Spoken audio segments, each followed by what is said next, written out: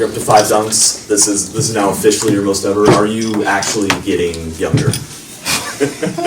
No, I mean, not literally, but I think, just putting in those late night hours and just getting as healthy as I can and getting better in the season. That's always the goal. I know some of my peers or some of the past players have talked about how difficult it can be to get better during the season, but the way technology is, the way we have recovery tools and resources, I think it's possible. And again, it just goes back to the work that no one sees. So I'm grateful I could get on that rim a little bit and break a career high. I think you guys have been wondering what would happen when the shots finally started falling. You said we were wondering, or? I think you guys have actually been saying in recent days, what's going to happen when the shots start falling. So what does this team look like now on a night like this when the shots are falling? It looks great. Knowing that our dribble penetration, touching the paint, creates other opportunities for all of us, and we're getting wide open shots and rhythm shots, and I think when those start to fall, we're even tougher team to beat. We attack the rim pretty well, but when that perimeter shot is falling, we're able to make defenses play us a little bit higher on the three-point line.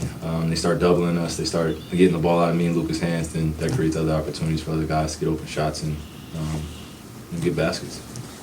Kyrie, it seemed like things were done in increments here. Luka got off, in that second quarter. Then the third quarter, you came in and threw a few punches. At one point, PJ, doing this thing. Yep. And then, of course, Tim coming off the bench, add more punches, more knockout blows. Can you talk about that type of rhythm when it just flowed from one player to the next player and everything just works beautifully? Yeah, I think that's a true testament to the selflessness we have here.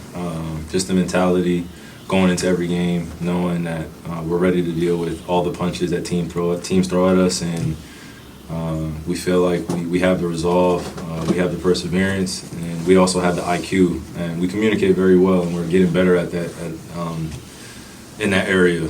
So when teams start throwing adjustments at us, I think you're seeing a high level chess match, quality chess match against other coaches and other players, and when it's working for us and we're able to fire on all cylinders, where guys are coming off the bench or our starters are getting easy baskets in transition, or guys are getting into their ISO situations and being highly efficient, we just want to continue to feed that with good energy and encouragement. So you're seeing selflessness, encouragement, and also a will to win your matchup.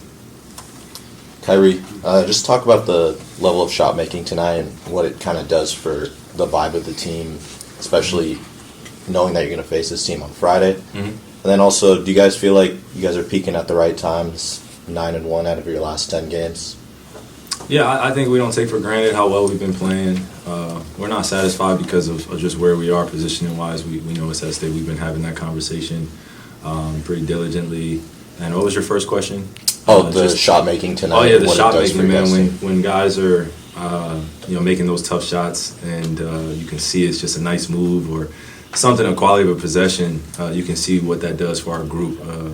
We get hyped for each other. We're all big fans of each other. I think that's the most beautiful thing. Come together at the right time. Had a good trade deadline, and now we are putting our best foot forward every single game and every single night, and having that communication that no matter what goes on in the first, quarter, second quarter, third quarter, fourth quarter, we will have a great chance to win if we're doing the right things and we're following our game plan. And we're not relying on the coaches to do everything and fix everything. It's really just a communicative type of atmosphere where we're on the court and we make adjustments as players, and we know where we have to be. So everybody paying attention to the game plan and being mature about their approach. Kyrie, Tim Hardaway mentioned on our radio postgame tonight how you kept encouraging him through this pretty difficult stretch that he's been through, and just said that you've got to keep shooting. And just how important is the leadership role that you take for somebody? He's been in the league a long time too, but that you have the ability, and he has the ability to accept what you're saying and just go and do and be a part of something that, now that he's finally got it turned around? Yeah, I don't think it was just his shooting. it's basketball. There are going to be times where you shoot well for weeks upon time, months at a time, and there's going to be some dry spells. And you never want to go in a dry spell in the middle of pushing for a playoff position, or other guys are playing well around you and you're not necessarily playing at the top level that you want. So for me, it's just understanding his journey and understanding him on a human level and trying to get the most out of him, and doing it in an encouraging way. I think everyone in this room could speak to someone in their life being around that encourages them, and how much of a positive reinforcement or what a positive reinforcement can do for someone's psyche, someone's mental strength, or just where they are in their lives. So I've just tried to be that light, not only for him, but for other guys on my team, and just try to simplify, kind of the pressure that comes with this game. We all want to win, we all want to win championships, but there's only one team every single year. So when you have a special group, you don't want to take it for granted, and you don't want to put yourself first all the time when the team is playing well. So he was going to get out of it. I wasn't worried about him. We're in our 30s now. We've been seeing, I like to remind him, we're in our 30s, man. We've been seeing tons of defense and offense. We've shot thousands of shots at this point. We have to be some of the mature guys on the team with our approach and how we handle failure, and how we handle not making shots, and how we handle when things aren't going your way. That's the true testament of character when people are judging you. So. No, it's not easy to hold a team like the Kings under 100 points. What stood out to you about the defensive execution today? I think just us paying attention to details, and also kind of having a respect for who the Kings are. They're a well-coached team. We know that they're going to be even more well-prepared for Friday's game. So we just want to show respect to them and play hard and play physical. Be ready for them to throw all their best punches. I felt like they tried to do that in the first half. They're coming off a back-to-back. We're coming off a back-to-back. So anything could have happened tonight. We luckily came out more fortunate enough to come out and earn the win. But Friday, we just know what it's going to be like when they get 2-3 days of rest. Or I'm not sure if they play in between, but they're okay. Yeah, so getting ready for even more invigorating matchup, exciting matchup. So I'm looking forward to that. Yeah, Kyrie. It's a discussion group, so it says like why Kyrie performing better and more efficiently with Mavericks. So can you comment on that? And also, do you have any plan to visit China this summer? Yeah, I'm definitely going back to China, and I think the phrase that I have to say back to that is probably it's got to be a shoot, man. It's got to be a shoot. All right, thanks, guys. CJ, what do you think sparked that third quarter surge for you guys to go to the game? Just being physical on the defensive end, making them take tough shots, and getting out in transition, and playing our game, and making easy baskets, and playing easy basketball on the other end. You told us that the threes were going to go down. You got some to go. Is there any sense of what's the emotion that comes with that? Relief, or just confident and like that they definitely were going to fall at some point? Confidence. I mean, I've been in the gym every day working on it. So, like I said, my confidence never wavers. I'm just going to keep taking open ones. So, they went in tonight, and obviously I'm just happy we got it done. So. And then Derek Jones just asked me to ask you where you get your floater from. A lot of work, a lot of repetition. I got it from college, obviously, just in there every night, just doing the same shot over and over again. So. You think he can get it too? No, definitely. So we've definitely been working on it. Okay, I actually have one more. Kyrie has 5 dunks now. That's the most he's ever had in any season of his career. What are you seeing out there? Is he getting younger? I don't know. I mean, his legs definitely look a little springy to me. So I guess he feels a little younger. So I mean, I'm excited for him, and obviously he's special. So. You think the rest of the league is starting to notice you guys a little bit? I'm not sure, but I'm not really worried about it. I think as long as we stay together and worry about ourselves, we're not really worried about anybody else. And we play basketball like that each and every night. It's going to be hard to beat us. Do you feel good, though, about the way you're winning? Yeah, I mean, I feel great.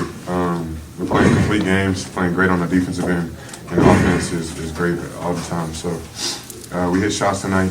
We rebounded well. We played great defense for 48 minutes, so I'm happy. I do want to ask you, usually you have some big games coming here that you want to see. Was that a little motivation for you? Yeah, I mean, I love playing in this arena. I had a great game a couple years ago.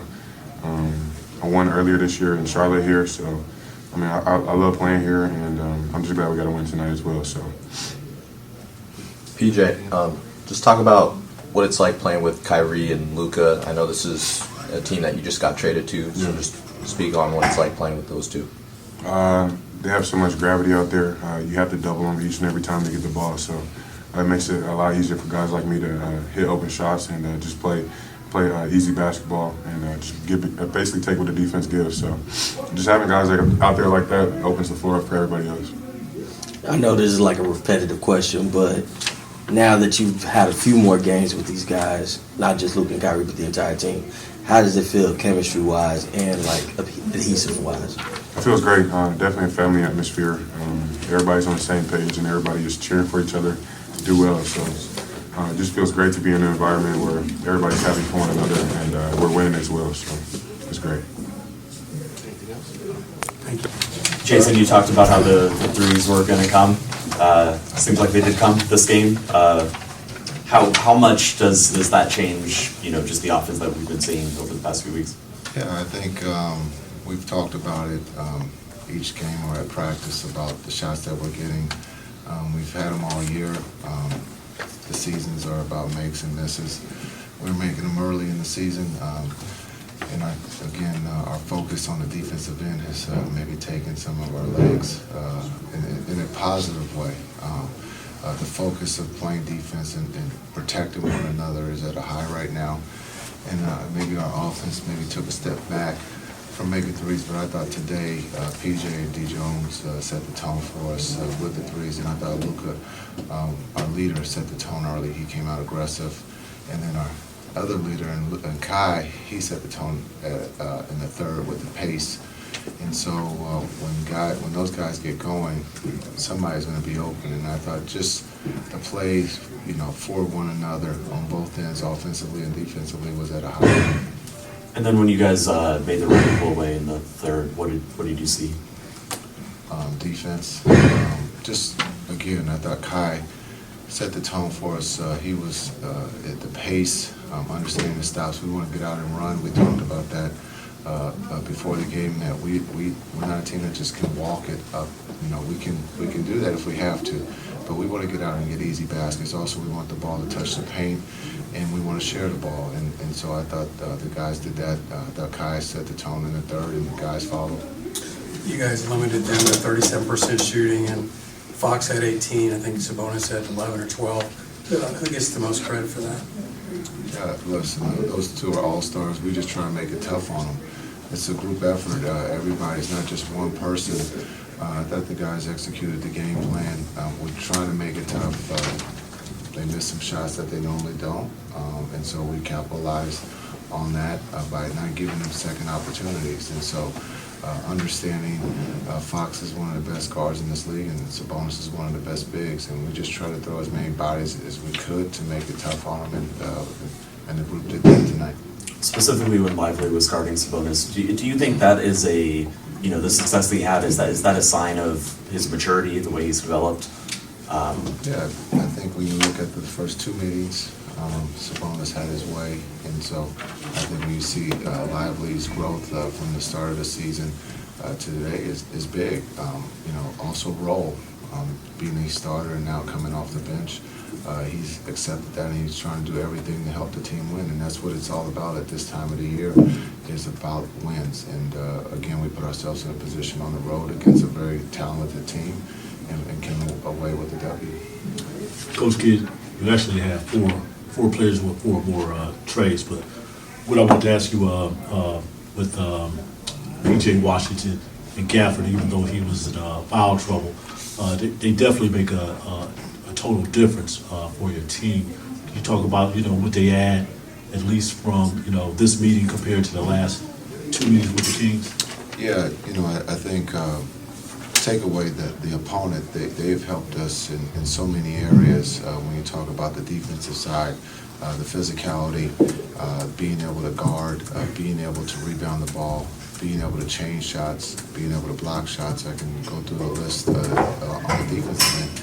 And then on the offensive end, they both have great hands. They both can put the ball in the basket. again, PJ's ability to shoot the three helps us, and you can see that in tonight's matchup. And then Gaff being able to control the paint, offensive rebounds, and being able to finish when there's a small on him. It's something that we haven't had when we talk about 48 minutes of two centers being able to catch and finish. But I think we all love their attitude and their character and what they're all about, and that's about the team and about winning and playing their role at the highest level. If you don't mind me saying it, does it kind of like take the pressure with Gafford, being in there, kind of like take the pressure off a rookie like Derek Lively? I think Live is up for a challenge. We don't look at anything as pressure. It's a challenge. There's so many talented players in this league, and as a rookie, he's a sponge. He wants to be good. He works at it. He's going to make some mistakes like vets, but I think just understand when you have a teammate like that that will pass you the baton as a relay, you embrace that and you want to be successful. You don't want to let your partner down, and right now that combination of those two are playing at a high level for us. How do you assess Timmy's performance tonight? And also, you just did it with Utah. You're going to have to do it again here. How do you keep up that consistency playing the same team twice? Yeah, great question. When we look at Timmy, I think just the shots that he's taking right now, his confidence, stacking Utah and tonight, putting two games together, you can see that he's starting to turn the corner. And we're going to need him. I've said that before. Some probably disagree, but that's cool. Just looking at the things that he does for us on the offensive end, you can see that here in the last two games. Again, we need his leadership and his toughness and his ability to make tough shots, but being able to make plays, he's starting to find his teammates, and that just makes the game easier for everybody. Just from this little sizzle, not little, long sizzle that you're on now, do you feel like you're sending maybe some messages to the league and especially the Western Conference? No, we're not saying any messages. We're just trying to, take what's in front of us and play what the game that's in front of us, take the one possession that's in front of us to get better. We let the media do the talking for us. We understand where we are at, how big this road trip is, and this is only game 2 of 5. And again, as you brought up, we got to play the Kings again, and we're going to have to make some adjustments. It will be a different team on Friday, and the beauty of that is that we just went through that with Utah. And when we talk about a different team,